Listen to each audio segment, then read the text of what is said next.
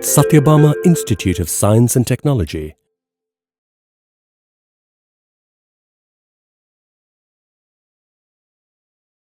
Hello, this is Ms. Rajapriya SP from the Department of Computer Science from Sathyabama Institute of Science and Technology.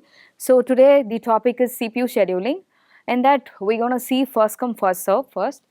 So we'll have a small introduction about CPU scheduling. CPU scheduling is nothing but it is a kind of process which is undergone inside the CPU, which determines which process has to be selected and for the process of execution by the CPU. So here these are the goals that we'll be reaching when we are doing CPU scheduling. So the first goal is it maximizes the CPU utilization and then minimizes the waiting time and turnaround time, and then it allocates the CPU fairly for each and every process. So these are the terms which you have to know for doing a CPU scheduling. So the first one is burst time. It is the time amount needed for a process for completing its execution. And the second one is arrival time. This is the time when the process is ready and it is come for the CPU for its execution. And the third one is completion time. That is the time of the process which is complete executing it. And the turnaround time is the time limit from the process which is arrived till the process completing its execution.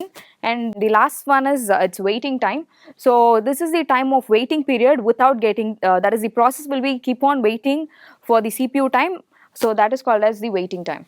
So we'll see what is first come first serve. First come first serve is nothing but it is whatever process which is coming first, that will be given the CPU time first. So that is how we'll be scheduling each and every process with the help of first come and first serve.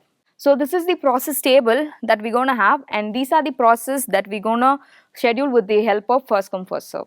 So firstly, as we have time for a day-to-day life, our CPU also has time. So with that time, it keeps on scheduling the process and it keeps on doing all the other tasks which it has. So here, it starts with clock time 0. So at time 0, we have to check the arrival of each and every process. Once only the process, if it is available, only then we can able to schedule it. So first we have to check the arrival time of the process, and after that we can able to execute it.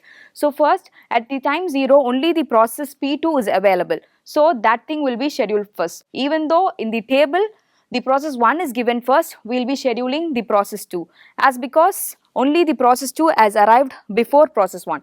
So at the time 0, we have process 2. So process 2 is getting selected and it will be executed till the burst time.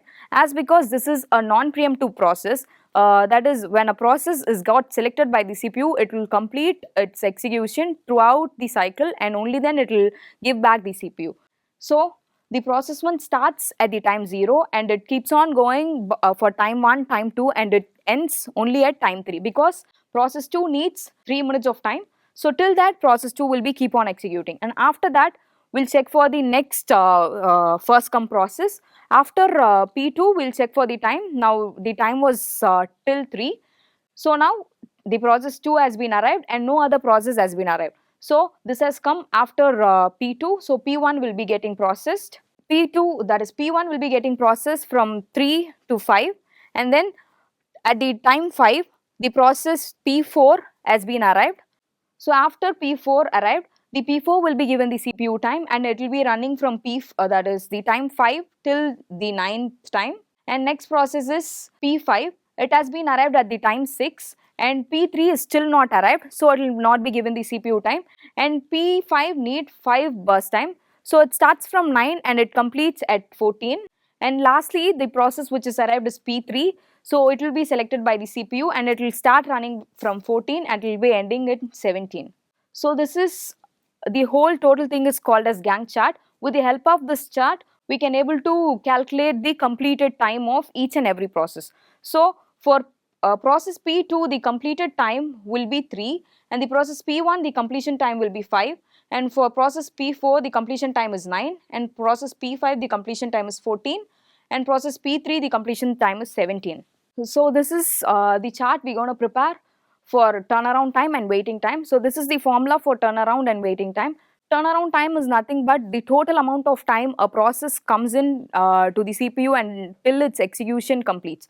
And waiting time is the time where the process will be keep on waiting for the CPU without executing. So that time is called as waiting time. So we'll be calculating with using this formula. Turnaround time will be equal to completion time minus arrival time. That is, this is the completion time and this is the arrival time for each and every process. And for waiting time, the formula is turnaround time minus burst time. So this is the turnaround time and this is the burst time.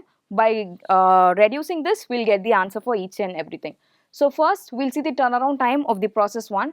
So process 1 turnaround time is found by reducing completed time minus arrival time, and you will be getting 3 as the answer.